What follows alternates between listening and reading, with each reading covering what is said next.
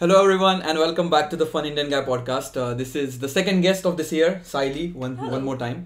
Though it might not come out in that same order because we might have other guests in between. So I'm not sure when I'm going to post this. Let's see.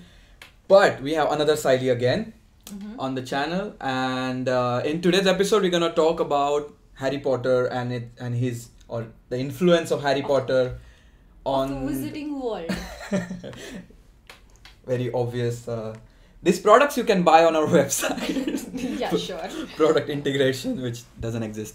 So in this episode, we're going to talk about Harry Potter and the influence of Harry Potter on our lives in terms of career, as well as we're going to dive into different topics. So Saylee, tell us more about yourself, what you do and where you come from and all those things. Okay, so hi, I'm Saylee Thakur. So I am from a small town in Mumbai called Vasai. So it's not small. It I come is from small. Dapoli. It's smaller than Vasai. We can debate about that later. So I am from Vasai.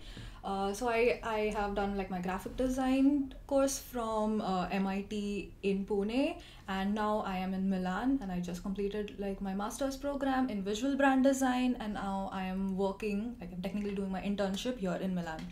Yeah, so one more designer on the podcast. Looks like I have to make different friends apart from the design. Because most of the times it's designer. You are a part of the community. We Yes. are your community. Finally, they accepted me after doing it. Yeah. Anyway, so I'm not gonna say that we're gonna roll the intro, which I actually said, but I was told by one of the listener or a viewer that I say let's roll the intro and get into it almost in every episode. So I'm not gonna say that, though I said it like three times or four already, times. yes. So we're gonna play the intro now. So different. Oh my god, how did you come up with this? I don't know how to. I really don't know how to go into the intro part and then. So intro is gonna be playing now.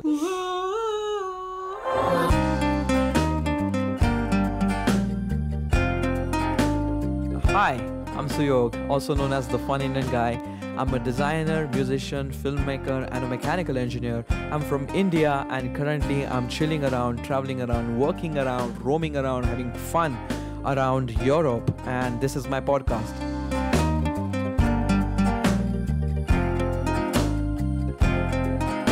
The Fun Indian Guy podcast. So, Saylee, let's start from the beginning. Yes. When did Harry Potter come in your life? In my life, he came quite later because I come from a small town, and that time there was no online streaming and stuff. So I think I remember I got the CD from the regional CD library, and then the first book which I read was in Marathi, which was not even the official translation. That guy I guess got what do you call it? They filed a complaint against him afterwards because he didn't officially translate it. Did you start from the first book or did you like? But in Marathi. Okay, that is Pashana interesting. Anyway, so. Okay. You Yes, tell us about that. Okay, so I remember like my first, like the earliest encounter I had with Harry Potter was like when my parents took me to the first movie, which released I think in like 2001 or something. Yeah. 8 years old. I was 8 years old. Yes, and like somebody, like one of my dad's friend had recommended him. Like Saylee seems to be like the creative and she's into movies and these fun things. So maybe you should take her to see this boy wizard movie. And I had absolutely no idea about it. And then I saw the movie in the theater for the first time, like the Sorcerer's Stone in India. And it was like, I remember being like completely blown by that movie. Yeah. And like, so basically back then I had no idea that it was based on books or anything. I just remember I really loved the movie. And then later on, I asked my parents, after a couple of years, I asked my parents that, hey, I want to watch that movie again. And so my dad went to again one of these DVD stores. And then he got me he asked for Harry Potter movie, and then they gave him the third part, The Prisoner of Azkaban. Yeah. And I remember watching that movie and I was like, this is not the same thing. This is something else. And then later on I realized that, okay, apparently... So you saw first part and the third part, not the second? No. And I had absolutely no idea that it was based on books or anything because I was like pretty, like not young. I would say I was pretty naive back then. Yeah. But then I realized that, okay, this is different. Something is missing. Then I found out, okay, there are these books and the movies are based on the books. And then I thought, okay, then I saw the first movie again. Then I went and I saw the second one, and then I saw the third one again. And after the third movie, I think I started reading the books. Okay. So you are one of those people who saw the movie first and then the books. Yeah. So I think it impacted you also, the visualization when you read. Yes, a lot, because because I had already seen like the first 3 movies, so the characters like Harry is, even when I was reading it, it was always, I imagined Daniel Radcliffe. Yeah. And even like so, because, and I also think that the casting was perfect. Like it was on spot, and it was like creepily on spot on how the characters literally grew into like come on, like if you know like Neville Longbottom, he looked like all this chubby person, and now if you see him, like, oh my god, Marshall Mathers is so hot, and like he literally transformed. Like it was like his destiny to be Longbottom. Yeah. And you can say like that about like almost all of the characters. So then from which point did you start claiming yourself to be a Potterhead? Ooh. That is a difficult. And how do you define yourself as a Potterhead? Like when you read the movie and you are into it, or when do you call yourself like? Okay, so like let's say like in if you ask like a very true, like all those like a very dedicated Potterhead, then you're supposed to be watching the movie. Okay, fine. I'm proud to be a part of the fandom. But yeah, definitely I would say like if you have to be a true Harry Potter fan, a true Potterhead, then you need to have seen read all the books. And also seen all the movies, and Cursed Child is an exception. It's fine. Like I do not count it as a part of the series because I personally did not like it. But yeah. And then you can call yourself, if you're into it completely even after watching it. Yes, and also okay, so I like a lot of other people also probably went to the same kind of a thing. Like they read the books, or like they see the movies and read the books later or something like that.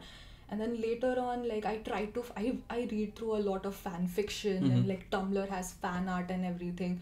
And also I was like super interested in like the entire making of the film, and like the casting and the special effects, and also like basically the design part of it was something which really attracted me to it as well. Yeah, so that's the direction we're gonna go from here onwards. Like that's my question to you is like, as you are into communication, all the types of design and graphic design and all those things, how did it kind of impacted your design skills? Because these movies were present in our lives since the beginning, like from the childhood, so they are passively impacting the way we think, the way we look at things, the way we kind of generate or develop the, not ergonomics, but like how do you, like because of watching these movies, indirectly you are more concerned about the looks of the things and how they appear to be. So how did it shape, let's say, your graphic skills or your design skills? I would say, okay, like one of the major impacts I would say which it had is like I was already interested in like, you know, making illustrations and everything.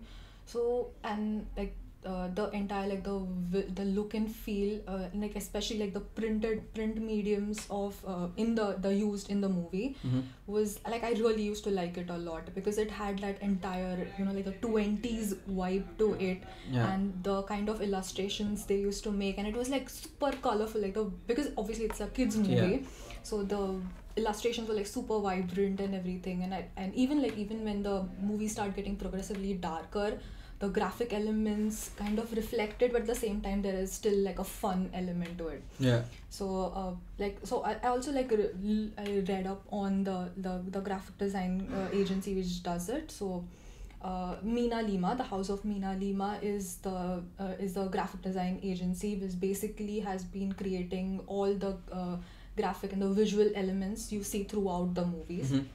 From part 1 to part 7.2. Yes, it's the same. So another thing, like from the couple of interviews I've read about them and stuff like that. So like it's really interesting their design process and how they actually imagined what that world would look like. So like okay, so like it was super interesting to me. So basically like those designers were saying that in general, if you're familiar with the Wizarding world, you would know that like in terms of technology, like the Wizarding world is supposed to be a little like I would say little behind from the Muggle world. So they seem to be like still stuck in the old days, because they are not up to date with the technology, and the same Right. thing was reflected in their sense of like visuals, their sense of fashion in Mhm. general as well. So if you see most of the design elements, they are very much inspired from like the 20s graphic design, and 20 even the typography and everything is super like very much relevant from the 50s and the 50 from the 20s to 50s. So Yeah. they wanted to kind of portray it that, you know, like there is like the Wizarding World and the Muggle world in terms of designs, and the technologies are a bit shifted. Yeah. And it's, I would say, like it's very perfectly reflected in their designs as Yeah. well. Yeah. Yeah, because it's fun to see that how an imagination of a person who starts writing about it and then Yes. becomes a big chain reaction and develops into a really huge universe. Yes, exactly. And like again, that is like the one of the most interesting things about the Harry Potter universe is that you are free to imagine whatever you want. Like the amount of fan fiction we have online, and even like especially after they wrote the Cursed Child play, like she really emphasizes on the fact that, you know, it's your universe. Yeah. You can imagine it the way you want. So like again, if you see now there are the illustrated editions of Harry Potter. Yeah, the books. The ones which Jim Kay is illustrating. That is like very different from what you would see in the movies in general, because so he had his own way of illustrating it.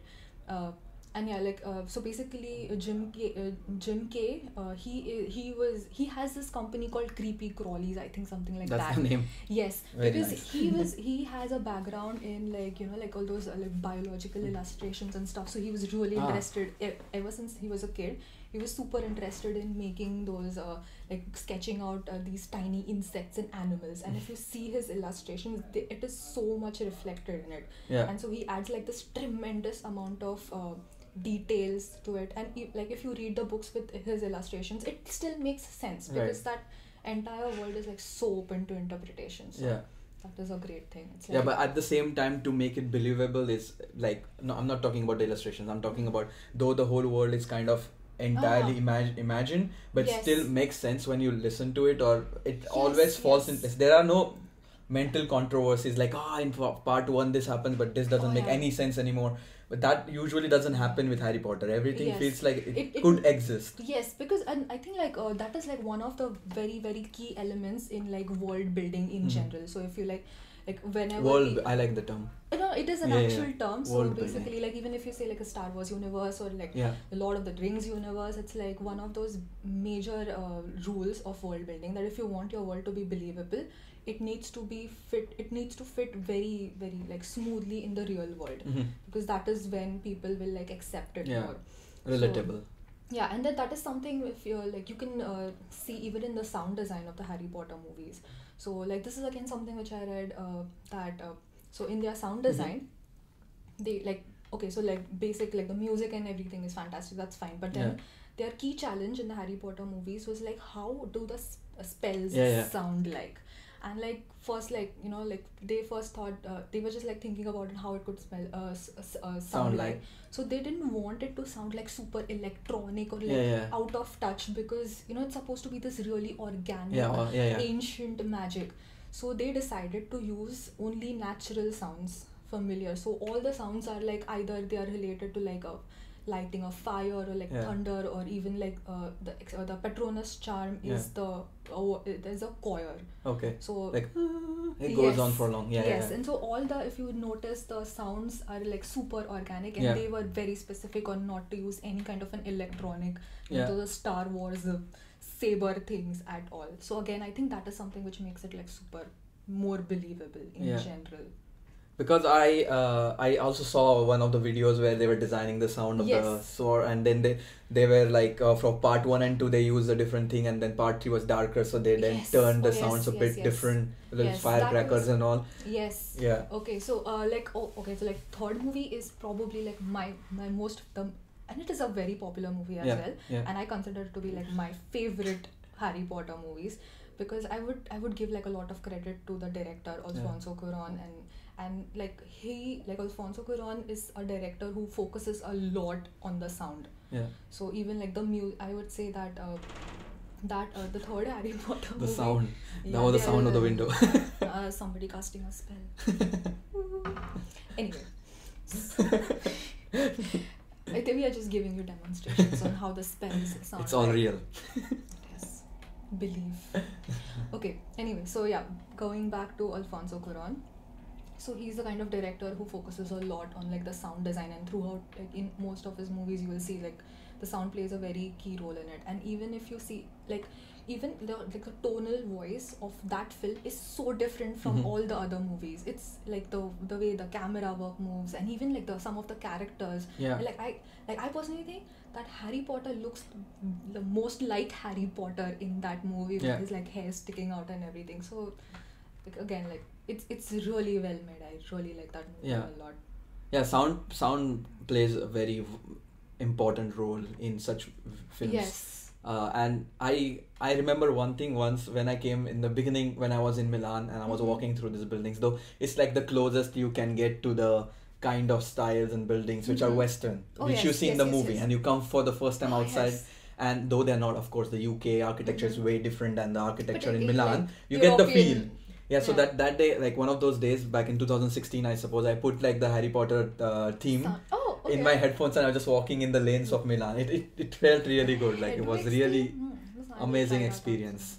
So from there, like it's just like having a mythology, right? From Indian culture, we are told a lot of stories from Ramayana, Mahabharata, story of Krishnas and everything, and it always stays with you. Like maybe your grandparents recited to you, your parents there, and just like that, Harry Potter has also a train which goes with us throughout our childhood days, especially our generation, because it kind of happened then. So I think it has given us a lot of things passively, like a lot of possibilities, because in the beginning it's all about like a surprise and wow, this happens, magic and everything. You're very awestruck, and then you follow, and then you grow up on the side, and then you know that it's a fiction and everything, and then you start looking at it in a completely different way. Yes. So I think it has given us a lot, and that's going to be my next question to you. Like, do you think because of this, of course it's going to be a very specific question, and then you have to really think about how it happened or how it affected, but do you think it of like the whole Harry Potter, let's say the world has affected us now to let us think that there is no limit to your thinking, and on like it's a very abrupt question, though it's on very thought process level question, that you could think about different things and they could happen. I'm not saying that you have a wand and things are magically happening, but understanding the fact that you can imagine about a story and you can create the whole universe. Also personally has I can give you one example about it, like thinking that these possibilities could exist also in terms of using technologies to do things. For example, Jarvis from Iron Man. You see Jarvis is there, and now we are having Alexas and all those things like Siri and everything. So it's coming to reality. Even in one the sense. invisibility cloak, I don't remember one of the armies on the world, they have developed like this kind of technology which has like it kind of is exactly like the invisibility cloak from Harry Potter. So yeah, I guess like fiction plays a very strong role in like inspiring the technology, and also like again, like if you see like all the most or like a lot of the latest technology and everything is like I think there are like some references to it in like the super old episodes of like Star Trek or like Star Wars, even like the interaction, and also like that a lot of people take inspiration from that, and then like you know, they develop like the real technology through it. So I think it could also, we can call it like a source of inspiration, because when you create such stories, you are not really constrained by the world around you. You are not gonna be like, this is not gonna be used by this user has no, and then you just go limitless and come up with such crazy ideas that might be in future. For example, if we create a story right now which is going to be very crazy, no limits, and we create this world, maybe after 10 or 20 years, people who refer to that story can come up with new inspirations inspired from that story to do real things in the real world, because technology can keep up by then. So that's a different way to look at it, and like I mean it definitely like these movies and these books which are like very much based on this like imaginative world in the distant future. I think maybe not like 100%, but I'm pretty sure we can come like very close to it, because like if you in the creative industry and in general the world, like we need to keep on thinking about new ideas and like creative solutions to like different problems. And if you like keep on looking at like super practical things, maybe we like kind of put like a restriction in our mind, like okay, maybe this is not possible. But like books like these, and if you have been reading them since you were a kid, it definitely like opens up your mind to like, like maybe something like that could happen. And I feel like imagination is like a very important thing in the human race. Like exactly. I was in general reading in my Gita, it's like imagination is the only power which we have got, through which we have created even the idea of God. Yeah, exactly. I mean, like imagination is probably the strongest thing humans have. Like that is what sets us apart from all the animals. Right. Because like we have the power to like think of something which doesn't exist. And then that is how it just starts from an idea. Yes, it's the thought is so interesting that you can really set up sessions now, because we live in a world of design, and we do design sprints to come up with different solutions and everything. But you can really set up but such exercise or assignment where you just go full crazy with it, and you just narrate a story out of like without binding it into some limits, which is fiction now but can soon be turned into reality down the line. That's a really interesting idea. This reminds me of a quote from Alice in Wonderland. Like she says that every morning I imagine of 6 impossible things. I believe in 6 impossible things before breakfast. Something like that. I mean, like that is such a nice way to start your day with. I mean, it could be like something super practical.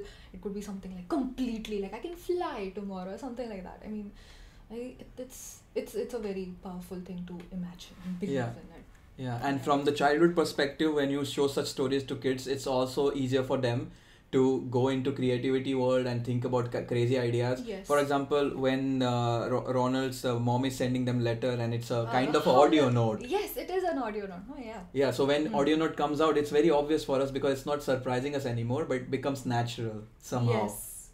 Yeah. Like I'm just trying to think about some concepts which are in Harry Potter top of my head. Yeah, I mean, okay, let me think. I mean, like invisibility cloak is something I already mentioned. Yeah. But I don't know, maybe the teleporting or something, maybe it happens at some point. Yeah, then even the map could be, if you think about it, there's a possibility if you have like location trackers on everybody in the entire and location. That's possible now. That is possible. So I think like a lot of things are possible.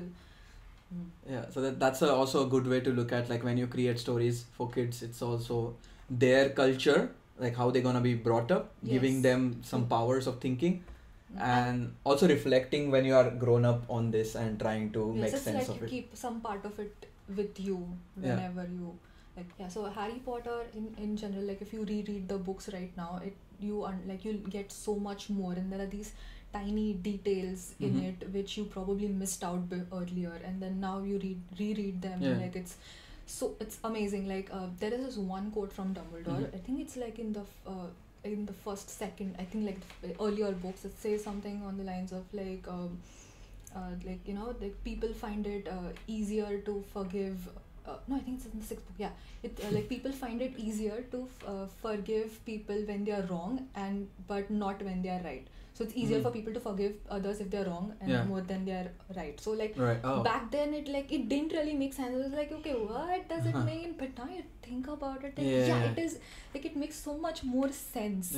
So like there are these really tiny things, and I would like things which has definitely impacted me in my life, the way I think and like the way I look at people, and like I feel like I'm much more compassionate, I have a lot more empathy, and I try to be more accepting in general. And I would say like a lot of it has to do with the fact that I read those books and I grew up with them.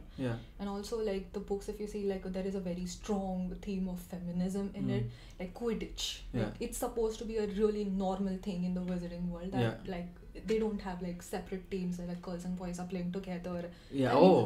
Like Quidditch is I didn't look at it that way. That's a good observation. There is an all-girls team called the Holy Head Harpies and stuff like that. So it's pretty nice.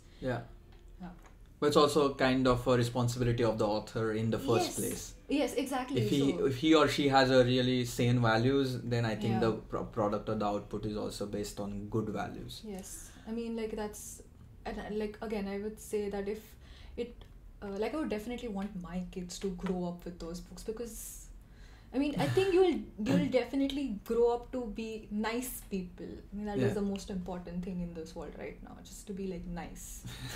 That's true. So if you have opportunity to create such story right now, will you be willing to do it? And if you do it, then which part of the process you will enjoy more? Will you enjoy making characters, or will you enjoy making the whole look and feel, or will you enjoy making maybe on conceptual level?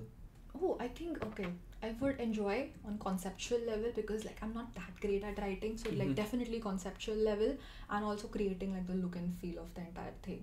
Yeah. Because then, like, I mean, like so much, like I said, like Meena Lima, they put like so much research into trying to understand like the, like, you know, how the world would function, and again, Yeah. like giving a thought that okay, there is a kind of a riff Yeah. between the two things. And also like Meena Lima, like they also reflect the copy in the book. Like there are like it is such, there's a like stupid puns, but again they have that like a fun vibe, like the poo and everything. So Yeah. it's funny, and also like the design reflects it. So, and I mean, it would be a great opportunity to conceptualize a world from scratch, and then have like the complete liberty to design the whole look and Yeah. feel of it as well. Nice. Definitely. I hope you get some sort of project which I'd lets you love do to. that. Yeah, I mean, even if I get to work with Meena Lima, like even for a month, if they just let me like stalk them around while they're going through that process, or even Jim K, I mean, it would be amazing. Yeah, I think it's quite possible if you really want it. Yeah, I mean, Yeah. I will try. Fingers crossed. Yeah, because there's other field which I did not know about in the Mhm. beginning. You know Pranam Mistry, the guy who made Yes. Sixth Sense in 2009. Oh yeah, that was like a The super TED Talk, popular. the first TED Talk, Yeah. and which gave me hope of possibilities and future, whatever. Hmm. So that guy, then he was working with the Hollywood movies where Mhm. they were doing sci-fi fiction, and Oh, I they did not know that. and they actually, the sci-fi movies, like not a Mhm. kind of Harry Potter, maybe the future movies, Mhm. they actually employ designers, product designers, Yes. industrial designers to Yeah. come up with new concepts which they can put in the movies, like the 3D maps in Iron Man. Oh yes. Yeah. Yeah, so again, like you say, like technology and creativity Yeah, yeah. like, merging together is the future. Yeah, exactly. And on that topic, actually, there is a really nice abstract episode Mhm. in season 2, abstract. I think the episode is, I forgot her name. She's from Israel. She works Okay. with MIT Media Labs, Ah. and she had some background in also medical and things. Mhm. But now she's creating different materials out of not artificial, but from organic stuff, from milk and everything. Oh. But she has done quite a lot of different projects, like understanding bees, how they work with each other. Mm. They put bees in their lab, and then she took also the silkworms. They Mhm. created a structure and they put silkworms on it, and they finished the structure. Oh, So shit, basically, like they made the whole silk thing Okay. on the structure. But yeah, what I was trying to tell is like, what was the point? Shit.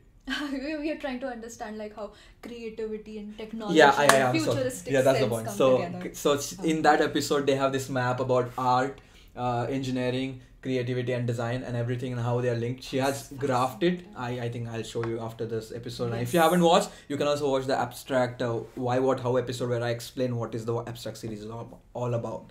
So in this episode of that lady, woman, she has put like a graph where when art meets science, when science meets engineering, when Interesting. engineering meets design, and then design again meets art. Because according to her, everything starts from art, like the ideas, like Leonardo used to sketch different things like flying Mhm. things and all, Mhm. and then they used to go into science and applying physics on it and Oh, all. yes. Then engineering is more about producing it in reality, and then designer's job is to make sense of the technology and use it in a context, and then it again evolves from art all over again, because then art reflects on whatever exists now, Yeah. and it interprets what could be, and then again science takes from there and goes into engineering, and it's like a Oh, cycle. wow. I mean, like if you think about it, that's just like culture, like that is Yeah, yeah, culture yeah. in general. Like everything is connected. Yeah, and she gave the example of Picasso and Einstein, because they Oh. meet at exactly 12 o'clock, like on the graph, Ah, okay. where it's art and science meet each other. Oh, that's fascinating. That's a good episode. I will check it out. Yeah. So anything else you would like us to look, because I think you're well read. So you can suggest us something to look for, like maybe some website or something. Anything. It could be about anything, or watch something or something. Okay. Okay. So I would like there is this podcast called like 99% Invisible. Yeah. I mean, it's a super. I like the podcast because, you know, they have this entire idea of like how like invisible things have such an important impact, and how to understand those things. So I mean, like, that is a pretty fascinating podcast, and they definitely touch on all these small elements of, like, you know, how like technology and how like the invisible technology behind it and everything. I mean, it is a pretty good podcast. Interesting. Yeah, and then wait, let me think about it. And then obviously like TED Radio Hour is great. And okay, wait, I will have to think about this. Anything related to Harry Potter or something? Podcast.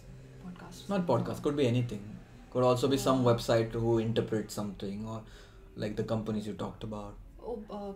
Okay, so I don't remember any like specific channel in general, but like in general, if you go on like YouTube, there are a lot of video essays on how the Harry Potter movies were created, and then their sound design, and also so Wizarding World right now, they have I think they have like a series of videos with Meena Lima, and Meena Lima basically take you through the entire process on how they created, like right from the very first thing they created was the letter, so how they came up with that's a very interesting like the stuff. letter, and like now to the movies and everything. So we should search for Meena Lima Harry Potter making in the or something. World. Yes. Okay, cool. That's a nice suggestion.